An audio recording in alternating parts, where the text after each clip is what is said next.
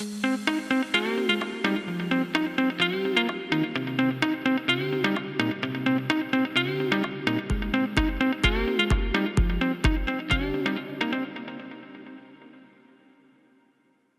it gives me great pleasure to introduce Jennifer Mulveny from Intel.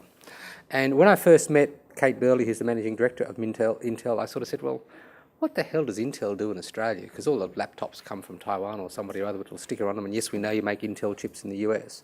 And what I learned is that we actually sell, and Intel actually sell an awful lot of chips into Australia, into an awful lot of manufacturers, an awful lot of people who are doing some wonderful innovative stuff here locally using Intel chips. So Jennifer is actually going to talk to us about something completely different to innovation, which is the role of government in enabling disruptive technology.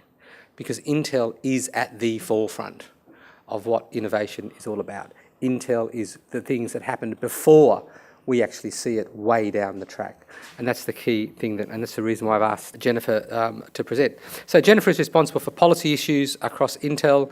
She's had an international career. She speaks with huge depth around the knowledge of Intel and a whole bunch of special interest groups, and I welcome her to the stage. What I have to say, as Alan said, is a bit off the beaten path from talking about sales. I'm with public policy, and I have to say I have a lot of people say to me, what in the hell does public policy do? And how does that affect sales, and how does that affect the bottom line of a company like Intel? I mean, quite frankly, I have to answer that question even internally, because you have the people within Intel who are working to meet their bottom line. They are crunching for those commissions quarter by quarter. And for public policy and getting the government, state, local, and federal governments to adopt policies that help innovation grow, that help enable disruptive technologies that I'm going to talk about today, it's a bit harder to measure. We can't really measure it in dollars and cents. As you well know, the government's relatively slow-moving beast around the world. It's not particular to one country, so it's a difficult challenge, but it is essential to the bottom line of any company. So what I decided to talk about today was something that I've just sort of been working on, and it just happened to fit into the program here today, and that is the role that government has in enabling disruptive technology, as Alan mentioned. And I have to say, when I first heard the term disruptive technology years and years ago, before I even worked at Intel, I thought it was sort of a disturbing term. The word disruptive did not sound positive, and I guess it depends if you're the disruptor or you're being disrupted. It depends where you sit as to whether that word is something that you welcome. And when you think about the government enabling disruptive technology, I thought, well, that sounds even worse. Why would you want the government enabling something that is disruptive? So actually today, as I was preparing, or yesterday when I was preparing my remarks, I looked up the word disruptive just because it's always been sticking with me as an odd term, but something that's taken off nonetheless, whether it's a marketing term and it's sexy, as John mentioned. And when I looked it up, it had sort of two different definitions. And when it talked about a disruptive person, it talked about that person being rowdy, delinquent, or disruptive, sort of like my kids. But when it talked about a disruptive business or a disruptive leader, it talked about someone who's visionary and imaginative, which is more like my CEO and a lot of CEOs, or any company that starts in a garage in Silicon Valley or elsewhere. So they are looking to create a new market, create a new value with an idea and commercializing that. And at Intel, this is certainly way beyond where I sit here, but we have people that all day long think about what is going to be disruptive. We have anthropologists on our staff back in Silicon Valley. We have sociologists. We have futurists, another term I hadn't heard until I came to Intel. And they are constantly thinking about what will Intel drive in the future in our small little microprocessor that will help disruption and create that connectivity, create that value that people just ultimately can't live without. So when you think about a disruptive business, and that's sort of where I'll start at sort of the macro level before we get to what I think government can do, you think about what changes to the point where everyone knows what it is. It's created a whole new market. Uber, I love it. And that's something that when I left Washington, D.C. 2 years ago, I couldn't live without, because I had kids that were running all over the place. I had to be at work, had to be at a dinner, had to be at a breakfast. And rather than hailing a cab, I became completely dependent on my phone and my Uber app, calling it, getting out of the car, the Uber, without having to swipe my credit card and wait for a receipt. It just became sort of part of what I found as a great value in my life, because it was saving me time. I'm not sure it was saving me money, but it was certainly saving me time, which I just happened to put a greater value on. So those game changers in technology are what Intel is always looking towards. Now, when we start talking about the government, in full disclosure, I personally sit on that space of the political spectrum that welcomes more less government involvement. That doesn't mean I distrust government, and there's a big difference there. And I have to say, before I moved to Australia, I talked to a couple of my colleagues in Washington, D.C. that worked for the government. I used to work for the Congress, and I worked for the trade representative for the White House. And they said, one thing you're going to notice when you go there on a personal level and sort of through your lobbying experience is Australians, by and large, really do trust their government. They rarely sort of question that government is providing value, it's keeping people safe, and it's just doing the right thing. And I thought, well, gosh, that is awfully different to what I'm experiencing in Washington, D.C., particularly not only my personal life there, but also just through my policy work, that by and large people are becoming less distrustful of government, particularly since the Edward Snowden revelations a few years ago.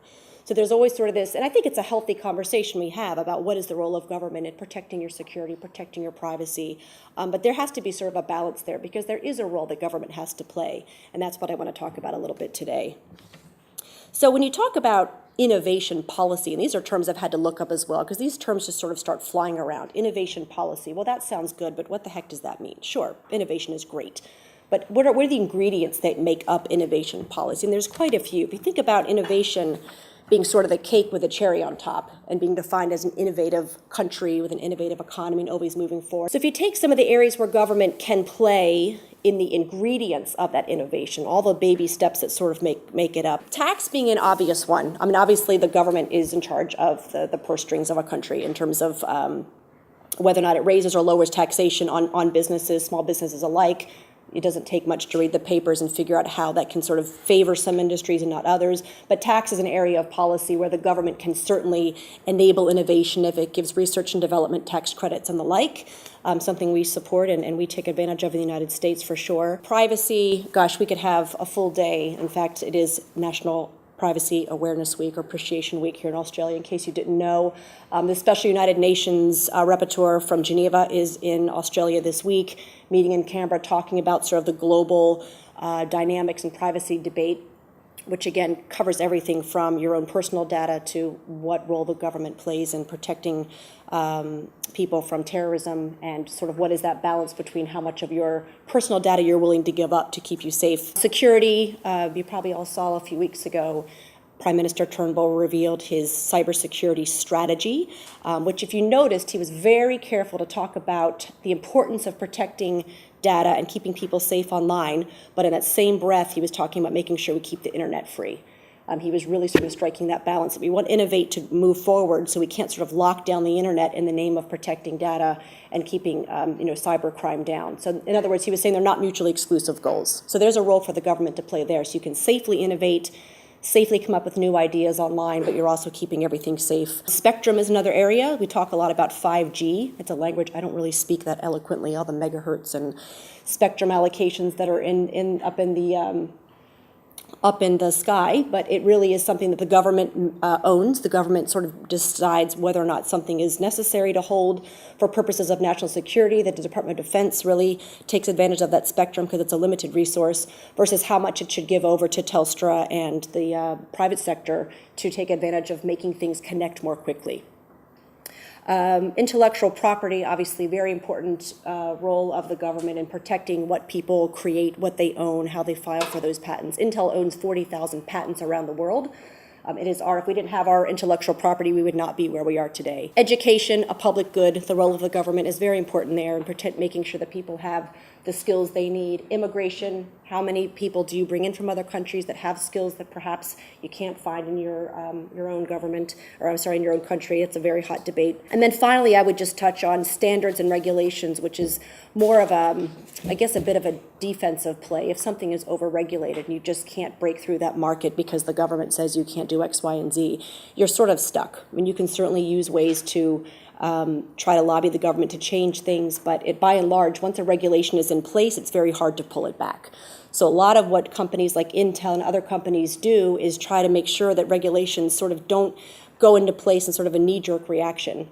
Because once they're in place, it's hard to sort of change those. You want to educate the government on regulating in a smart way, because certainly there is room for regulation. And then standards as well, so standards for commercial products, everything from Wi-Fi to Bluetooth to semiconductors. And largely those standards around the world in terms of how they meet a standard of how fast they are, how they connect, those are usually industry driven, which is something that Intel supports. So the government can sort of guide that a bit, but the more you just look at the world and make sure things operate interoperably. Just to take a quick example before I close, is the Internet of Things. Internet of Things means literally everything. So if you had a dictionary of the Internet of Things, it would be probably this high off the ground of every possible thing that could ever connect to the internet. So everything from, your pencil, your refrigerator, your rubbish bin, all these things are connectable in some fashion. It's just as up to sort of the smart people in the world to figure out, well, what value is that going to add? Is that really going to disrupt something that already exists that people are going to say, yeah, I can't live without that thing? And that's what Intel is looking at, because we ultimately will power those things from the thing itself to how it's connected to the internet. And then at the back end, there's that data that's being pulled from that thing, which is really great value to whoever is connecting the thing. That really is the value at the end of the day. You see the Australian government looking at that as well. How can the Australian government, or the New South Wales government, for example, pulling all that data off of Opal cards? It's anonymized, right? It's not saying Jennifer Mulveny, here's her birthday and she lives in Manly Beach and she took the ferry to Darling Harbour today. But there's that sort of aggregated data that can show maybe perhaps how buses or ferries can run more efficiently based on the usership. So in the Internet of Things, one thing that Intel has done here in Australia, and we're quite frankly doing everywhere around the world, is trying to join industry associations, and there's one here called the IoT Think Tank, that is working with the government to sort of find that low-hanging fruit in the way that Internet of Things can benefit the country. So again, if you take that dictionary of things and you go to the government and you say, hey, the government should really work through all those pieces I just talked about to help enable the Internet of Things. And there's all kinds of studies that show how the Internet of Things will cause economies to boom, and you'll save people time, you'll save the government money. All that is true. But the government's has these silos, right? So if you go and you talk about smart cities, you talk about smart hospitals, you talk about smart schools, well then all of a sudden, and I've heard this in Canberra, well that's not us, that's the Department of Transportation. Oh wait, no, that's not us, that's digital transformation. Oh wait, that's Health and Human Services. And then you end up sort of literally spinning around in Canberra and you don't know where to go to sort of make that. And they all get it, but it's just not that easy. So what we're calling for in Australia, and this is a policy play, is to sort of get all these departments together to think about the value proposition of the Internet of Things, what sectors will benefit most readily to really bring benefit to the country. Those have been identified as things like transportation and healthcare, smart cities. So it really does take a collaboration, and that's what I want to close with today, between the government and industry. And there's that balance there of how much government, how much industry can sort of run with an innovation policy going forward. Neither side can do it alone. The government can't just sort of, in my opinion, just sort of write a policy without getting input from the industries, and not just the semiconductor sort of power company of the world, but also the users of those industries, the mining companies that want to have self-driving trucks out of Western Australia. What are the standards and the regulations that will help them do what they want to do without 5 years from now saying, well, that was a great idea, but all these regulations are just making it not possible. We're not going to run with this idea. So what we advocate around the world is to work together, create partnerships, public-private partnerships between industry and the government to look at what policies are enabling things like Internet of Things, what policies are inhibiting, and what can be added and what can sort of be pared back. We do a thing called privacy by design, which is an industry standard that the government said, this is great, we're going to encourage this as a government.